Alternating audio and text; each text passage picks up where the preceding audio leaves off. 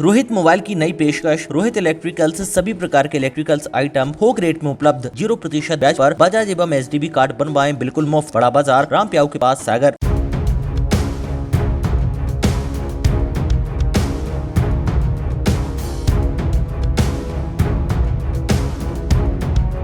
MP के बैतूल में bank of Maharashtra के गबन कांड में आरोपी पूर्व भारतीय क्रिकेटर नमन ओझा के पिता और तत्कालीन सहायक प्रबंधक विनय कुमार ओझा को मुल्ताई के अपर जिला और सत्र न्यायालय से जमानत मिल गई है।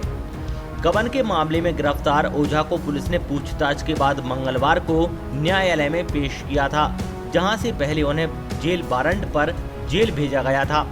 इसके बाद उनकी वकील की ओर से दूसरी कोर्ट में प्रस्तुत जमानत आवेदन पर सुनवाई की गई, जिसे स्वीकार कर उन्हें जमानत मिल गई।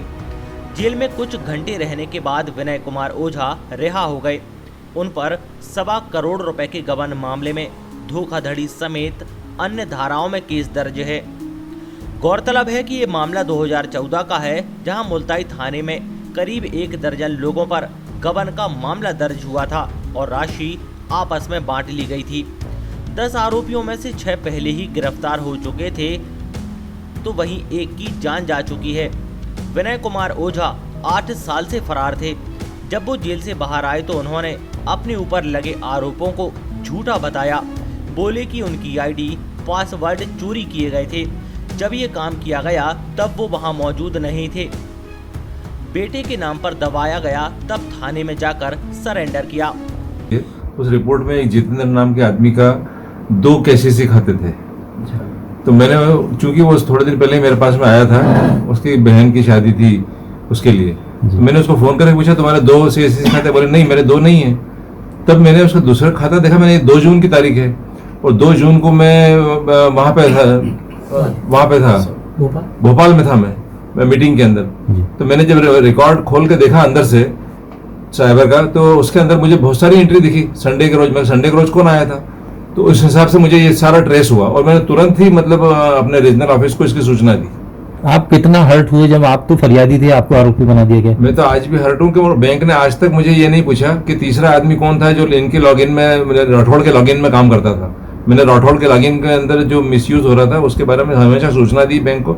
उसका रिकॉर्ड मतलब उसमें फाइल के अंदर मौजूद है, लेकिन बैंक ने मुझे आज तक नहीं पूछा वो तीसरा आदमी कौन था। आईडी पासवर्ड आपका यूज हुआ? वो तो सब उसने चोरी करे, उसने छलोत्रे के भी चोरी करे, मेरे भी चोरी करे और राठौड़ का तो वो खुद वापरता ही था। अच्छा, आप तो खुद ही कंप्लेनेंट थे, लेकिन आपको आरोपी बना दिया गया। हाँ, फिर जब पता चला आपको कैसा लगा? आपको बहुत ही बुरा लगा मुझे, क्योंकि जिन तारीखों के लिए वो बात कर रहे हैं उन तारीखों में तो मैं छुट्टी में था। उसका भी रिकॉर्ड मैंने मतलब उनको प्रोड्यूस कर दिया, मतलब वकील साहब के पास में वो रिकॉर्ड भी है और कोर्ट में प्रोड्यूस कर चुके हैं। उन तारीखों में मैं था ही नहीं वहाँ पे, जिन तारीखों में उसने ये काम किया। मतलब अब रिलैक्स महसूस कर रहे हैं? जी हाँ, मैं बहुत रिलैक्स महसूस कर रहा हूँ और सबकी इनकी मेहनत है मेरे साथ में। और वकील साहब ने भी बहुत मतलब अच्छी मेहनत करी और मेरे लिए 2-3 दिन से लगे हुए हैं दोनों ही।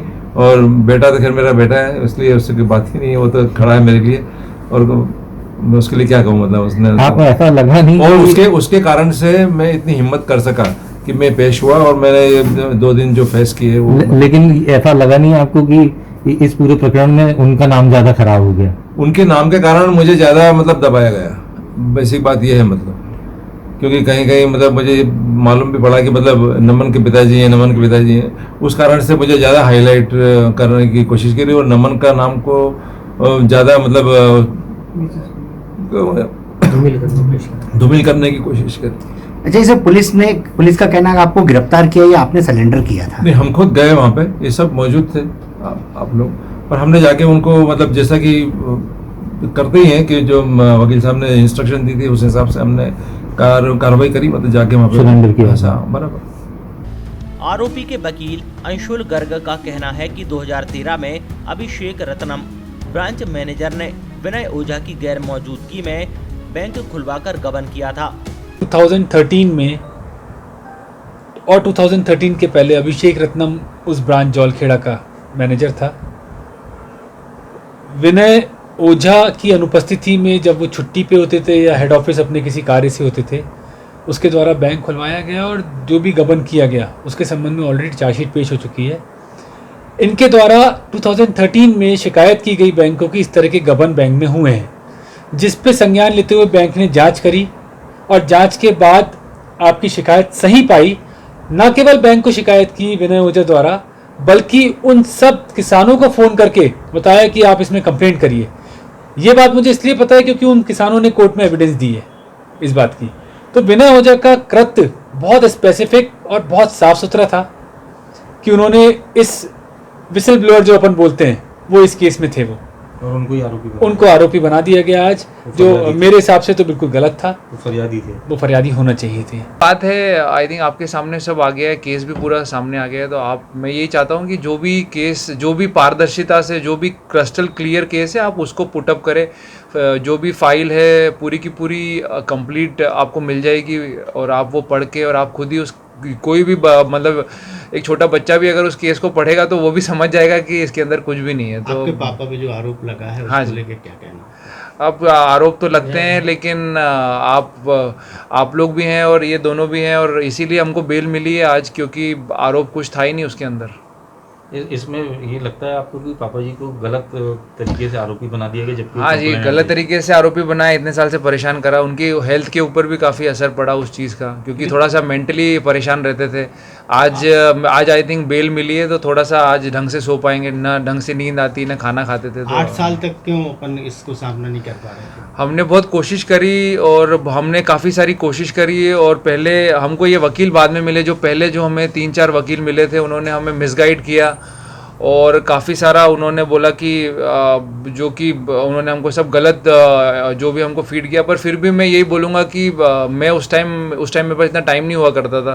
फिर मैंने पापा को बोला था कि आप एक बार मेरे को ले चलो केस समझने के लिए, पर वो कभी भी हो नहीं पाया। लेकिन जब मैंने एक बार समझा इन लोगों के थ्रू, वकीलों के थ्रू जो हैं यहाँ पे, अंशुल गर्ग और प्रखर महेश्वरी के थ्रू, जब मैंने केस समझा तो मेरे को समझ में आया कि केस में इतना वो नहीं। और फिर थोड़ा सा दिमाग इन लोगों ने लगाया कि अपने को एक बार चल के फेस तो करना ही पड़ेगा, और वो फेस जब हमने किया तो उसको परिणाम सामने प्रिंट मीडिया और उन्होंने काफ़ी गलत तरीके से आज पुटअप किया। तो मैं ये चाहता हूँ आपसे, मीडिया ने कैसे गलत, पुलिस ने जो दिया वही मीडिया ने? ओह सॉरी, तो ये बराबर है, ये मेरे को भी नहीं पता था, पर उन्होंने जो आपको फीड करा वही आपने पुटअप किया। लेकिन अभी आपके सामने केस है, आप खुद भी पढ़ सकते हैं और आप खुद इसको किस तरीके से आप इसको रखेंगे, अब हमको आप बताएंगे।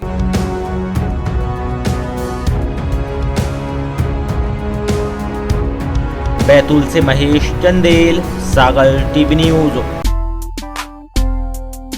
रोहित मोबाइल की नई पेशकश। रोहित इलेक्ट्रिकल्स सभी कंपनियों के fridge, washing machine, LED TV, AC, cooler, mixie, press, सभी प्रकार के इलेक्ट्रिकल्स आइटम थोक रेट में उपलब्ध। 0% ब्याज पर बजाज एवं एसडीबी कार्ड बनवाएं बिल्कुल मुफ्त। हमारा पता है बड़ा बाजार रामप्याऊ के पास, सागर। द्वितीय शॉप रंगीन घोड़ा बालों के बाजू में, मकरोनिया, सागर।